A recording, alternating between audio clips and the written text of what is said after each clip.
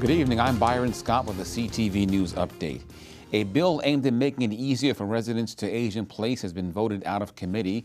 The bill is sponsored by Councilmember Jolene Ivey. It calls for the creation of a universal design for most new single-family and apartment units in the county.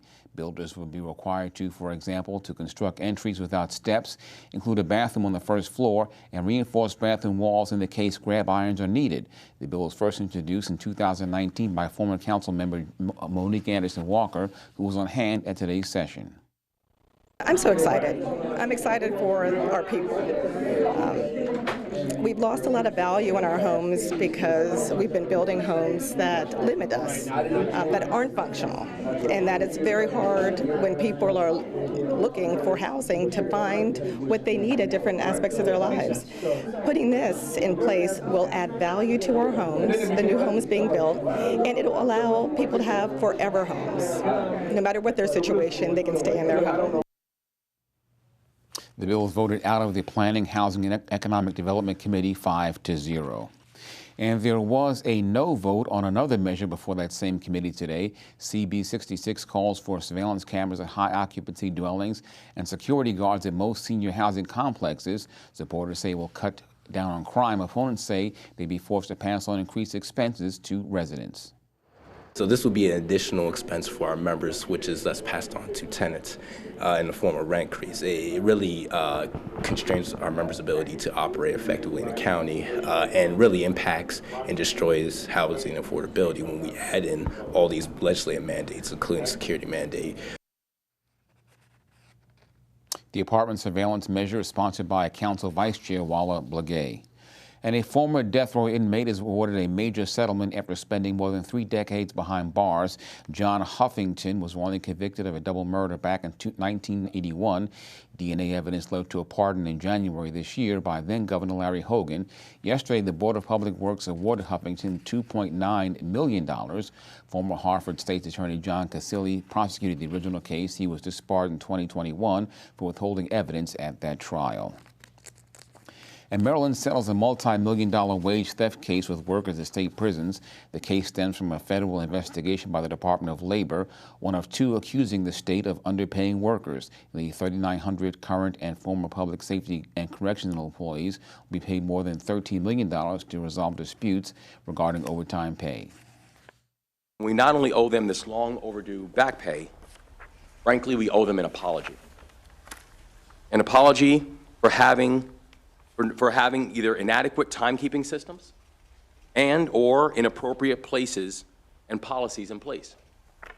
And an apology for the years that have gone by that the state has still not made them whole. AFSCME, Maryland's largest state employee union, says the payout is the second largest wage theft settlement for correctional officers in U.S. history. And a man was robbed and shot at an ATM in Greenbelt last night. Police were called to the 6200 block of Greenbelt Road just after 10 o'clock. That's where they found a 38-year-old man suffering from gunshot wounds. Police say he was shot after being approached by 4 masked teenagers at a Capital One ATM. The victim was taken to a local hospital with serious but non-life-threatening injuries. Anyone with information about the case asked to contact police at 301-474-7200. And police are looking for an SUV that may be connected to a fatal shooting. The white Jeep is seen here driving on Martin Luther King Highway in Sea Pleasant on May 31st at around the same time that 32-year-old Joe Washington of Brandywine was fatally shot in an apartment complex on the 6000 block of MLK. Surveillance footage shows the SUV riding around and through the apartment complex. The video that our homicide units released shows a video of a white SUV, Jeep, driving around in the area during the time of the murder, as well as driving into the apartment complex. At this time, it's an active investigation, and we're reaching out to the community, asking and pleading that if they have any information, if they're able to identify the vehicle, to notify us.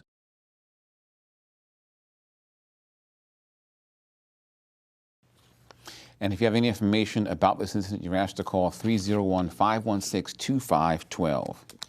And you're watching CTV News. I'm Byron Scott. Coming up, local students are awarded a golden opportunity to travel to the city of Bottom Bang. We'll tell you where that is and why they're going in just a bit. Stay tuned.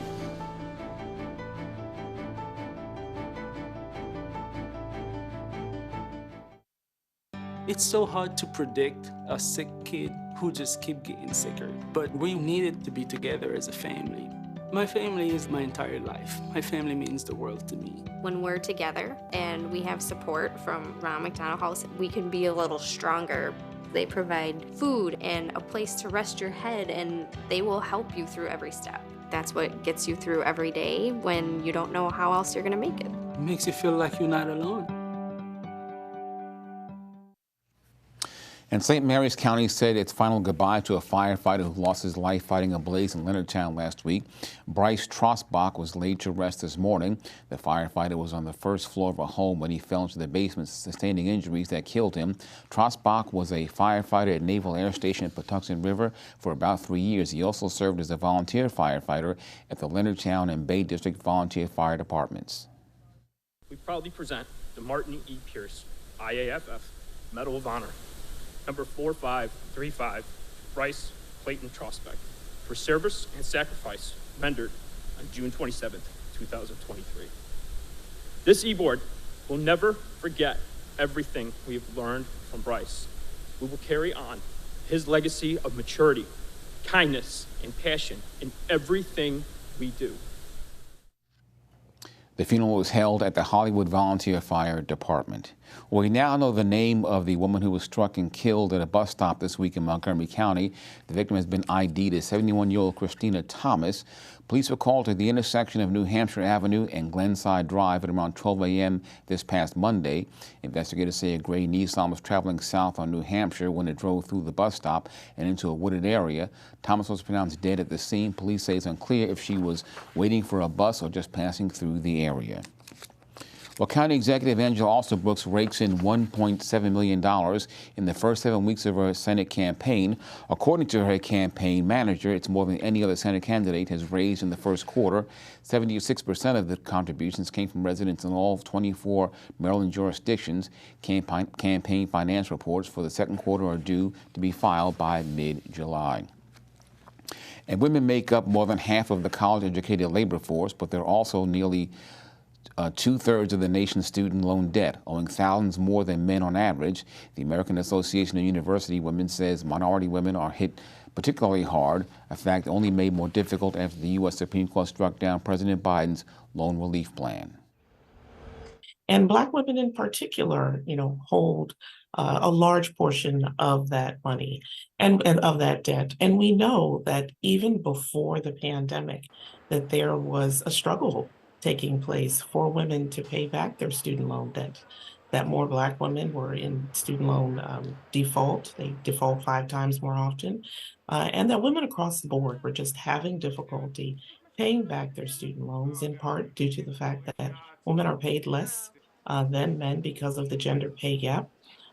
Women were more likely to be raising children and parenting and paying for childcare.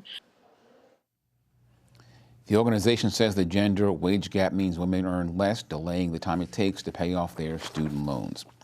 Well, yesterday we reported on 2 students given the chance of a lifetime to study in Scotland. Today we have a story on 2 others who were awarded scholarships to teach overseas in Cambodia.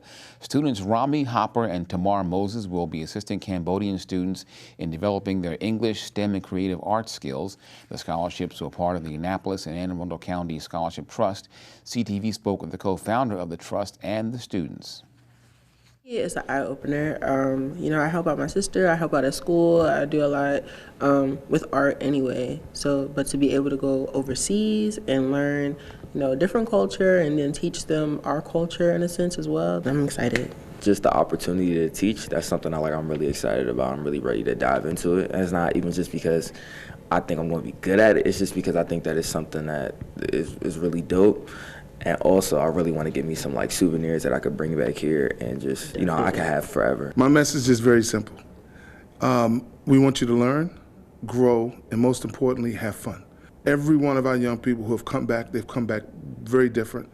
They have friends for life, but at the same time, they will have so much to contribute to not only coming back to their school or their university, but they'll have so much contribution to make to themselves.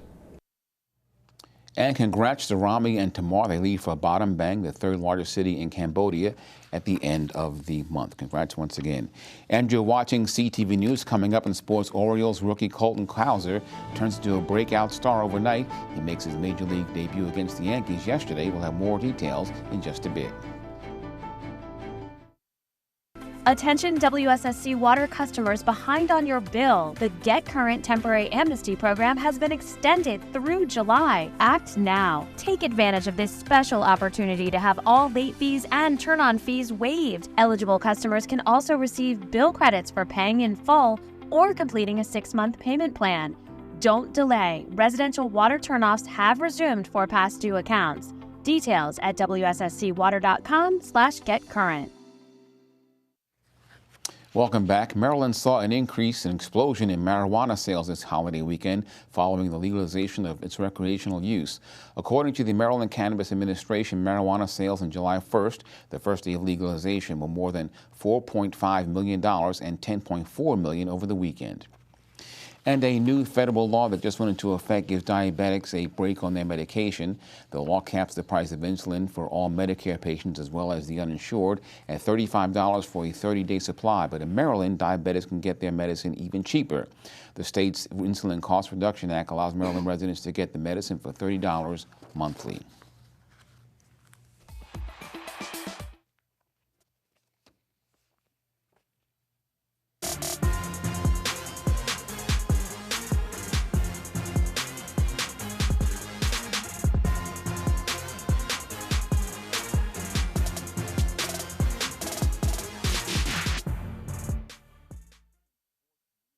Successful Major League debut for Colton Cowser. The Baltimore Orioles rookie played in his first big league game last night on baseball's biggest stage, New York City.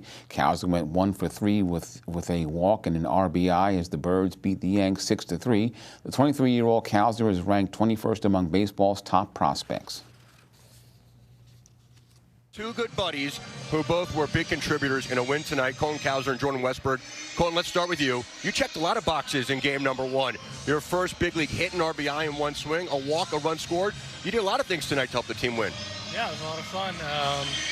Dean went out there and had a great start, kept throwing up zeros, and, eventually the offense was going to get going, and that's what happened. So you fall behind 1 and 2, left on left. That's a tough spot. Were you looking for something there? No, I was just trying to be on time. Saw the slider pop and, put a swing on it, put it in play, good things happen. Do you feel like you proved everything you needed to prove at AAA?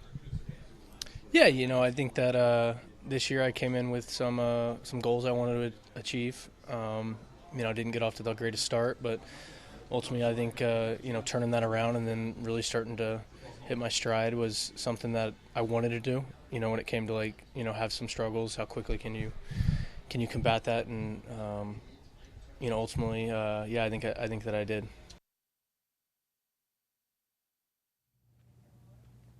Meantime, pitcher Dean Kremer led the way in the Orioles win last night, striking out a career-high 10 batters. The Orioles and Yankees face off again later this evening. And that's our news for tonight. I'm Byron Scott. See you tomorrow night, 4:30. Good night.